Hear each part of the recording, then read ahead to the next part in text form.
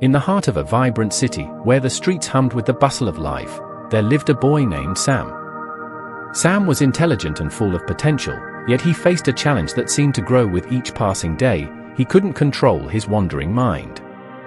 In school, while his classmates focused on their lessons, Sam's thoughts would drift to faraway places.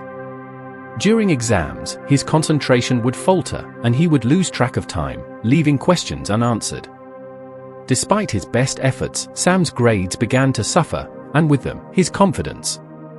One day, after receiving yet another disappointing exam result, Sam decided to take a walk through the city's ancient park, a place where he often went to clear his mind. The park was an oasis of calm amidst the city's chaos, filled with tall, old trees whose leaves rustled like whispers in the wind. As Sam wandered the winding paths, he came across a small, serene pond. The water was still, reflecting the surrounding greenery like a mirror. Lost in his thoughts, Sam noticed a figure seated on a bench nearby. It was an elderly man, dressed in simple, yet elegant robes. His face bore the gentle lines of age, and his eyes sparkled with wisdom. This was Mr. Lee, a retired scholar who was well known in the city for his profound insights and compassionate heart. Sensing Sam's troubled expression, Mr. Lee beckoned him over. "You seem burdened, my young friend," he said in a voice that was both soothing and warm. "What weighs on your mind?" Sam hesitated, but there was something about the old man that invited trust. He sat down beside him and began to speak. "I feel like I'm failing, Mr. Lee. No matter how hard I try, I can't seem to focus. My mind keeps drifting away, and it's affecting everything, my studies, my life. I don't know what to do." Mr. Lee listened intently, nodding as Sam poured out his frustrations. After a moment of silence, the old man spoke. "The mind is like water, Sam. When it is agitated, it becomes difficult to see through. But when it is calm, clarity emerges. To still the mind and focus it, one must learn to master it, just as one would master a skill."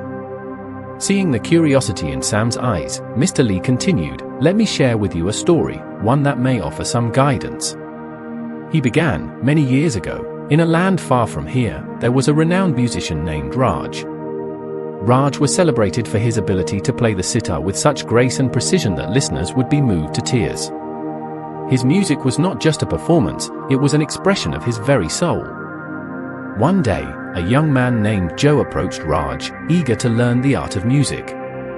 Joe had always admired Raj's skill and believed that if he could only learn from the master, he too could create beautiful music. Raj agreed to take Joe as his student and began teaching him the basics of sitar playing. Joe was enthusiastic and practiced diligently, but as the days turned into weeks, Raj noticed something troubling. Joe's mind would often wander during their sessions. His fingers, though technically proficient, lacked the connection needed to truly make the sitar sing. One evening, after a particularly unfocused practice session, Raj took Joe aside. "You have the skill, but your mind is scattered, like leaves in the wind," Raj said.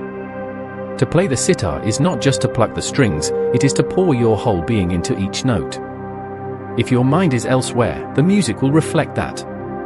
Joe looked down, embarrassed. "I don't know how to stop my mind from wandering," he admitted. "No matter how hard I try, my thoughts drift to other things." Raj smiled kindly. "It is a common struggle, my student. But there is a way to master your mind, just as you are learning to master the sitar." He led Joe to a quiet room in his home, where the only sound was the gentle hum of the night outside. "Sit here," Raj instructed. "Close your eyes and focus only on your breath. In and out, in and out. When your mind starts to wander, and it will, gently bring it back to your breath. This is how you begin to train your mind." Joe began practicing this simple meditation daily. At first, it was difficult. His mind would race with thoughts, and it felt impossible to sit still. But he remembered Raj's words and kept at it. Slowly, he noticed that he could concentrate for longer periods. His mind became clearer, his thoughts more focused. Months passed, and one day, Raj set a new challenge for Joe.